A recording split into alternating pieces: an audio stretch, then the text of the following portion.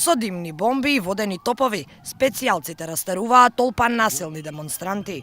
Вака изгледаше една од показните вежби на специјалните единици во пресрет на денот на полицијата. Денешните вежби во касарната Ѓорче Петров се само најава за главниот настан кој ќе се одржи на 6 мај во Штип.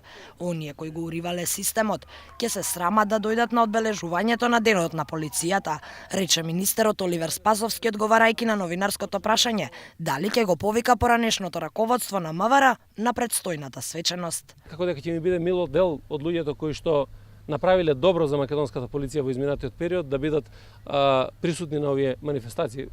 Мислам дека дел од поранешните функционери дури ќе се чувствуваат и непријатно да бидат тука во системот кој што допринесе да се руши. Двајца осомничени за крвавиот упад во собранието се уште се во бегство. Повеќе од една година полицијата трага по нив, а министерот изјави дека најверојатно бегалците се наоѓаат во земјава. Спасовски беше прашан зошто на полицијата е потребно толку време да ги лоцира и приведе осомничените, но министерот рече дека не може да соопшти повеќе детали во јавноста за да не ја наруши истрагата. Во изминатите години беше срушена довербата во оваа институција, а новото раководство на МВР најави дека ќе работи на доближување на полицијата до граѓаните и дека ќе најде начин да ја врати загубената доверба. Раководството на МВР има и внатрешен проблем. Според нашите извори, МВР не исплатило 13-та плата на полициските службеници. 13-та плата е дел од колективниот договор, а за да се добие, полициските службеници треба да исполнат неколку услови. Министерот Спасовски денеска ја потврди оваа информација и рече дека допрва ќе се прави список, односно селекција на оние вработени кои ги исполниле условите, а потоа ќе се бара начин да се надмине оваа состојба. Ние разговараме со синдикатите и за оваа работа.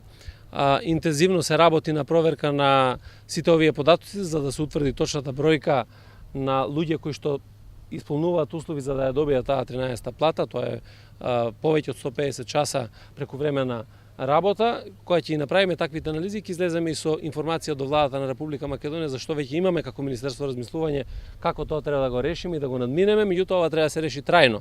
А трајното решение е зголемувањето на бројот на полициски службеници на соодветно ниво, се со цел да не мора да бидат ангажирани дополнително постојните полициски службеници.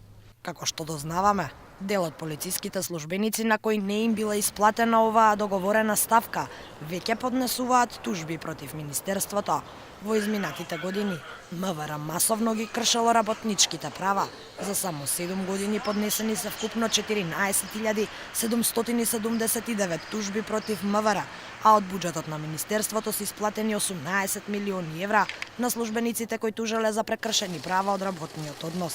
Од вкупната сума исплатени пари, забележително е дека министерството исплатило повеќе за судски трошоци отколку за главниот долг, па така кај работниците кои тужеле завршиле 7.747.000 евра, додека судските трошоци го чинеле МВР 10.127.000 евра.